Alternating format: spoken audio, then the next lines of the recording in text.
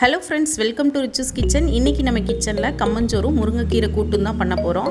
அடிக்கிற வெயிலுக்கு நம்ம ரைஸ் அதிகம் எடுத்துட்டோம் அப்படின்னா சாப்பிட்டோன்னே ரொம்ப அப்படியே கேராக இருக்கிற மாதிரி இருக்கும், தூக்கம் வர மாதிரி இருக்கும். ஸோ இந்த மாதிரி நம்ம சிறுதானியங்கள் சமைச்சு சாப்பிட்றப்போ நல்ல ஒரு ரெஃப்ரெஷிங்காக இருக்கும், சேம் டைம் நல்ல ஹெல்த்தியும் கூட. ஸோ வீடியோக்குள்ளே போகிறதுக்கு முன்னாடி நம்ம சேனல் இது வரைக்கும் சப்ஸ்கிரைப் பண்ணலன்னா சப்ஸ்கிரைப் பண்ணிக்கோங்க, கூடவே பக்கத்தில் இருக்க பெல் ஐக்கானையும் கிளிக் பண்ணிக்கோங்க. இப்போ வாங்க வீடியோக்குள்ளே போகலாம்.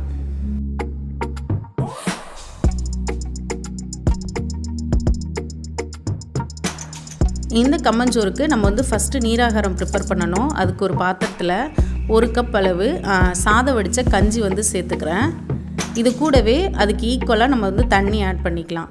ஆட் பண்ணிவிட்டு ஒரு 2 ஸ்பூன் தயிர், கொஞ்சமாக உப்பு, கொஞ்சமாக சாப்பாடு இதை சேர்த்துட்டு நம்ம ஒரு 8 ஹவர்ஸ் நல்லா புளிக்க வச்சிடணும். இந்த தண்ணியை புளிச்ச தண்ணின்னு சொல்லுவாங்க, ஒரு சில பேர் நீச்ச தண்ணின்னு சொல்லுவாங்க. இதை நம்ம அப்படியே காலையில் எம்டி ஸ்டொமக்கில் குடித்தோம் அப்படின்னா உடம்புக்கு ரொம்ப குளிர்ச்சி.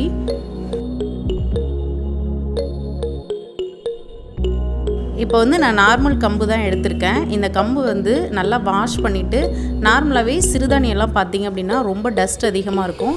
அதனால் தண்ணியில் நல்லா வாஷ் பண்ணிவிட்டு கல் இது இல்லாமல் அரிச்சு எடுத்துகிட்டு ஒரு 4 மணி நேரம் நல்லா ஊற வச்சு எடுத்திருக்கேன். ஊற வச்சு எடுத்துகிட்டு தண்ணி எது இல்லாமல் நல்லா ஃபில்டர் பண்ணி எடுத்துக்கலாம். தண்ணி சுத்தமாக இருக்கக்கூடாது. இப்போ இதை ஒரு மிக்சரில் சேர்த்துட்டு நல்லா கொரப்பாக அரைச்சி எடுத்துக்கலாம். ரவை பதத்துக்கு அரைச்சி எடுத்துக்கோங்க. பார்த்திங்கன்னா இந்த மாதிரி அரைச்சி எடுக்கணும்.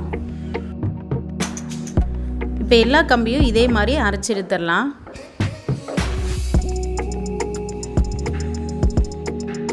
நான் இன்றைக்கி இந்த டம்ளரில் 1 டம்ளர் அளவு கம்பு எடுத்திருக்கேன். 1 டம்ளர் கம்புக்கு 3 டம்ளர் நம்ம புளிக்க வச்ச தண்ணி எடுத்துக்கலாம்.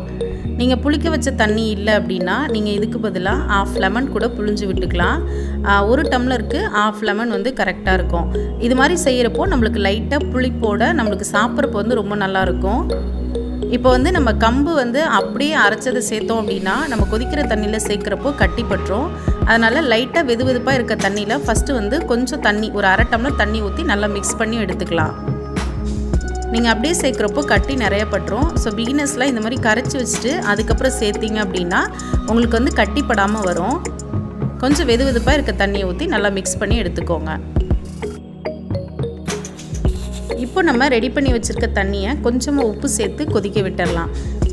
நீங்கள் இந்த தண்ணி இல்லைன்னா நார்மல் வாட்டர் கூட வச்சு செய்யலாம், அது நம்மளோட இஷ்டம் தான். இந்த மாதிரி செய்கிறப்போ டேஸ்ட் ரொம்ப நல்லாயிருக்கும். இப்போ தண்ணி கொதித்ததுக்கப்புறமா நம்ம ரெடி பண்ணி வச்சுருக்க மாவை கொஞ்சம் கொஞ்சமாக சேர்த்துட்டு இந்த மாதிரி ஒரு மத்தோட அடிப்பாகம் இல்லைன்னா கரண்டியோட அடிபாகத்தை வச்சு நல்லா மிக்ஸ் பண்ணி விட்டுக்கோங்க. இது மாதிரி மிக்ஸ் பண்ணுறப்போ நம்மளுக்கு மிக்ஸ் பண்ணுறதுக்கு ரொம்ப ஈஸியாக இருக்கும். அடுப்பை சிம்லேயே வச்சுட்டு நல்லா மிக்ஸ் பண்ணி விட்டுக்கணும். மாவு எல்லாத்தையும் சேர்த்துட்டு அடுப்பை சிம்லேயே வச்சுட்டு ஒரு 15 to 20 மினிட்ஸ் நல்லா மிக்ஸ் பண்ணி விட்டுக்கிட்டே இருக்கணும். நீங்கள் விட்டுட்டீங்க அப்படின்னா உங்களுக்கு அடி பிடிச்சிக்கும். அதனால் அப்பப்போ இது மாதிரி நல்லா மிக்ஸ் பண்ணி விட்டுக்கோங்க. இது செய்கிறது பார்த்திங்க அப்படின்னா ரொம்ப ஈஸி தான். நம்ம மெஷர்மெண்ட் மட்டும் கரெக்டாக வச்சுட்டோம் அப்படின்னா நம்ம ஈஸியாக செஞ்சிடலாம். நீங்கள் ராகி களி பண்ணுறப்போ இந்த மாதிரி புளிச்ச தண்ணி வச்சு பண்ணுறப்போ டேஸ்ட் ரொம்ப நல்லாயிருக்கும். இந்த கம்மஞ்சோறுக்கு புளிக்குழம்பு, வத்தக்குழம்பு, அதுக்கப்புறம் கருவாட்டு குழம்பு இதெல்லாம் ரொம்பவே நல்லாயிருக்கும். ஆல்ரெடி நம்ம சேனலில் இந்த குழம்பு ரெசிபீஸ்லாம் அப்லோட் பண்ணியிருக்கோம். வேணுங்கிறவங்களுக்கு கீழே லிங்க் கொடுக்குறேன், செக் பண்ணிக்கோங்க. ஒரு 15 to 20 மினிட்ஸ் நல்லா மிக்ஸ் பண்ணி விட்டதுக்கப்புறமா நம்மளுக்கு கம்மஞ்சோறு ரெடி ஆயிரும்.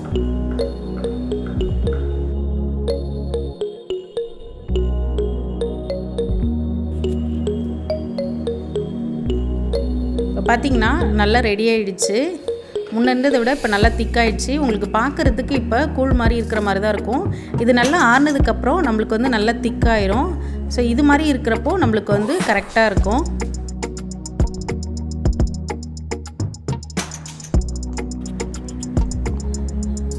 அதே மாதிரி நம்ம தண்ணியில் கை வச்சுட்டு இப்படி தொட்டு பார்த்தோம் அப்படின்னா கையில் ஒட்டாது. இப்போ நம்மளுக்கு கரெக்டாக வெந்திருக்குன்னு அர்த்தம். இந்த கம்மஞ்சோரை நீங்கள் அப்படியே ஆற வச்சிட்டிங்க அப்படின்னா மேலே ஒரு மாதிரி லேயர் மாதிரி படிஞ்சிரும். அந்த மாதிரி படியாமல் இருக்கிறதுக்கு மேலே லைட்டாக தண்ணி தூவி விட்டு இந்த மாதிரி அமுக்கி வச்சுருங்க. அப்போ அந்த லேயர் படியாமல் இருக்கும்.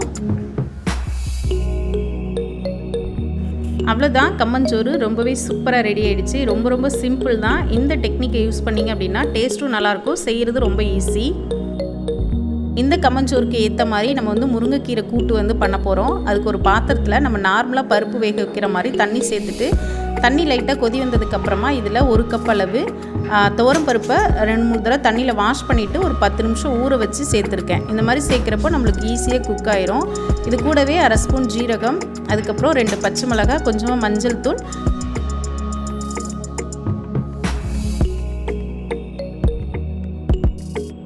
அதுக்கப்புறமா கொஞ்சம் பெருங்காயத்தூள், 1 தக்காளியை ரஃப்பாக கட் பண்ணி சேர்த்துக்கலாம். எல்லாத்தையும் சேர்த்துட்டு இதை வந்து நல்லா வேக விட்டுடலாம். ஒரு 50% வெந்ததுக்கப்புறமா நம்ம மீதி இருக்க பொருள்லாம் சேர்த்துக்கலாம்.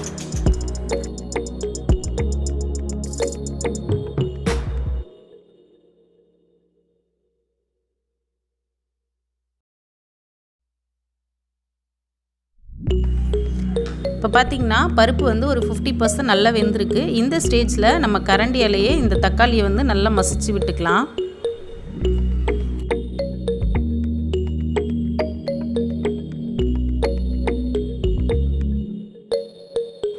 இப்போ தக்காளியை நல்லா மசிச்சு விட்டதுக்கப்புறமா இதில் 10லேருந்து 15 சின்ன வெங்காயத்தை ஒன்றும் பாதியமாக தட்டிட்டு சேர்த்துக்கிறேன். இது கூடவே 6-7 பல் பூண்டு, அதுக்கப்புறம் 1/2 ஸ்பூன் அளவுக்கு பெருஞ்சீரகம், அதாவது சோம்பு, இதையும் நல்லா தட்டிட்டு சேர்த்துக்கலாம். சேர்த்துட்டு இது கூடவே 1 ஸ்பூன் அளவுக்கு சாம்பார் பொடி இல்லைன்னா குழம்பு மிளகாத்தூள், உங்ககிட்ட எது இருக்கோ அதை ஆட் பண்ணிக்கலாம். இது கூடவே இந்த கூட்டுக்கு தேவையான அளவு உப்பு சேர்த்துட்டு எல்லாத்தையும் நல்லா மிக்ஸ் பண்ணிக்கலாம். இப்போ பருப்பு வந்து 50% வெந்திருக்கு. இது நல்லா வேகட்டும்.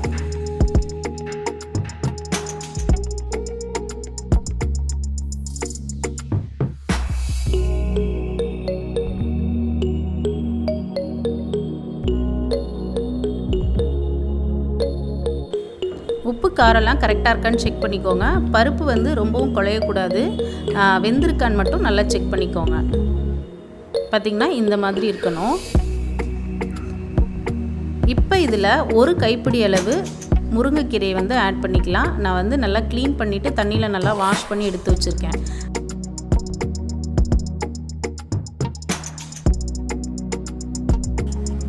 ஆட் பண்ணிவிட்டு நல்லா மிக்ஸ் பண்ணி விட்டுக்கலாம். முருங்கைக்கீரை வந்து பார்த்திங்க அப்படின்னா சீக்கிரம் வெந்துடும். அதனால் ஒரு 2 நிமிஷம் மட்டும் வேக வச்சு எடுத்துக்கோங்க. கீரையை வந்து ரொம்ப வேக விடக்கூடாது. அதே மாதிரி கீரை வேக வைக்கிறப்போ மூடி போட்டு வேக வைக்கக்கூடாது. ஸோ இப்போ இதை ஒரு 2 நிமிஷம் நல்லா கொதிக்கட்டும்.